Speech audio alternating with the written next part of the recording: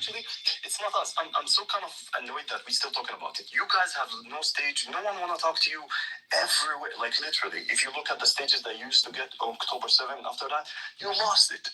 Your Hasbara page, repetitive. Anyone can fucking memorize it. Like, you can go and debunk everyone in every fucking way. We don't need to go to 1948, they killed my... No, I can look in the last week what happened, and I can pull 10 fucking events that shows you're fucking monsters. I don't need to go to history. It's 4K, live recorded in TikTok.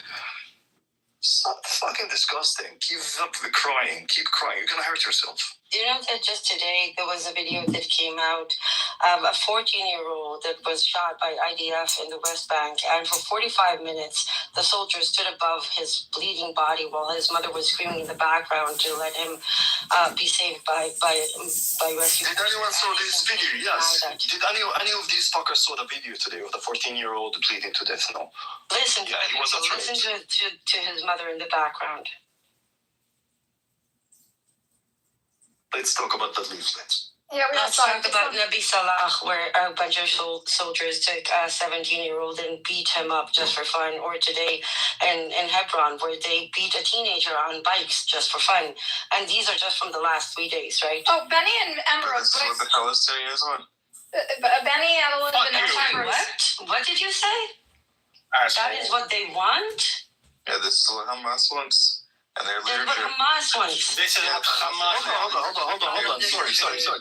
It's a great... Okay, let's use this fucking logic. Let's see how dumb fucking piece of shit this. So, I take someone as a hostage, right? Hamas takes someone as a hostage. Then you call the fucking police. The police comes, kill the hostage and the Hamas. This is your fucking logic. This is how you see the... We live in a fucking land that this logic is being used by someone who can operate a phone. No, this is what happens in war, right? So listen, yeah, sure. Yes, you killed the hostage. You killed the hostage, and you killed the one who took it. Right? And everywhere there are casualties. Can you refresh? Okay, I will discuss with you. And everywhere there's exactly. Can you refresh your Hasbara page because these? In every war there's been casualties. Oh, okay. Can I use the same logic? Hold on, just a second, guys. Just a second. Can we say the same about October 7th? What about it? All these kids, the B-bus, all of them casualties, right? Yeah. Could I say that? Yeah, they were casualties. What? Just a second. What hold on. Did you just? What the fuck did you just say? Yeah. It's fucked up. Yeah, it's fucked up. I told you, the most dangerous thing to a Jewish is a Jewish. Did you just say that the children from October 7th are casualties? Wait, why is it fucked up? Because you're fucked up when you say the Beatles family. God. Just a second. I will try to explain to a Jew why a Jew life matters. Because when a Jewish kid gets killed, right, in something he is not related to, someone took him as a hostage, right, or whatever did to him, still a fucking horrible. You cannot call it a casualty. The Beatles families were not just a casualties. That was a fucking crime.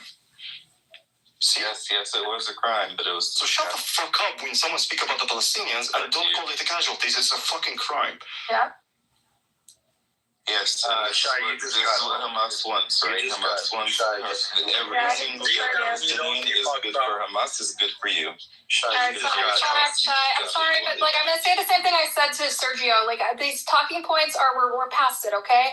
Anyone who hangs on this room can think a little bit critically and challenge something that's happening. Yeah, do you understand, Shai, that a Palestinian... No, you don't understand what just happened. Why the children of October 7th are not acceptable casualties. They're innocent, just like 22,000 other children and over 700 children in the West Bank in the past 5 years. They're fucking children. What the fuck is wrong with you? Yeah, Shai, I'm going to say the same thing I said to Sergio, that we're not... Hey, Karnak, we have background noise. Sorry. Okay, Shai, I'm going to say something I said to Sergio. Like, anyone in this room can think critically about the sort of the Zionist talking points Americans are weaned on. And if you're going to spout them, I'm going to have to move you down because this is a room about thinking critically and engaging with the conversation. No, Buttercup, I want you to think critically and engage with the conversation. No, if it's a talking point that you and I were raised with to be reflexively defensive of every atrocity, then I'm going to move it down because we all know what those are. They're boring. They put me to sleep, and that's not what this room is about. It's about. We could replace with the ChatGPT, man, to repeat the Aspara point every 5 minutes, and then it will be more intelligent. One more Aspara talking point you're going down, Shai. Everything to you is a Aspara talking point. No, you know exactly what the narrative is. We all grew up with it. We all heard the same fucking. You have a fucking ministry called Aspara, so. Can I ask Bonnie? Bonnie, can I ask you a question? Is it Bonnie? Benny? I'm sorry. Benny. Benny. Can I ask you a question? Is it okay? Yeah, sure. Are you Israeli? I'm Palestinian. It doesn't really matter. I am a Palestinian 48er, which means I hold an Israeli passport. Okay. So, because I don't want to, I understand if we want to move away from the leaflet talking point, but I'm still frustrated by it, and I think that it is a good point to sometimes talk about, only because I feel that, a lot of the things that I've read, I feel that it's like one of those mechanisms where people use it, where it's used to say, hey, look, we're doing good, to then justify what is actually happening in the back end, because you saw afterwards, the Ministry of Defense and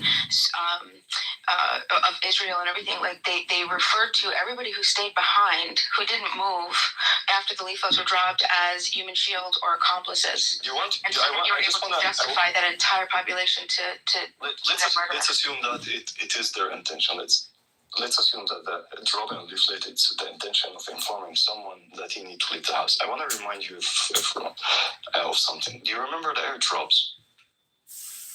The airdrops, the leaflet airdrops from the plane? No, the airdrops, the aid. Oh, the airdrops, yeah. You remember, like, when they drop these big, large boxes and they miss the target and they fall in the sea? Or they end up killing people. Or they end up, they just fall. Like, they drop it for one region and they fall inside of Israel. Or they drop it. Now, I want you to imagine, can you drop a leaf from a jet and think it's going to arrive to the right place? Stupid idea. The whole idea is they just want to sell the image. Hold on, but you need to understand, Bima, you need to understand this is part of the entire doctrine of whitewashing the occupation. It's the same thing as saying we have a Supreme Court judge who's an Arab, right? There are 20% Muslims in Israel, which is not accurate.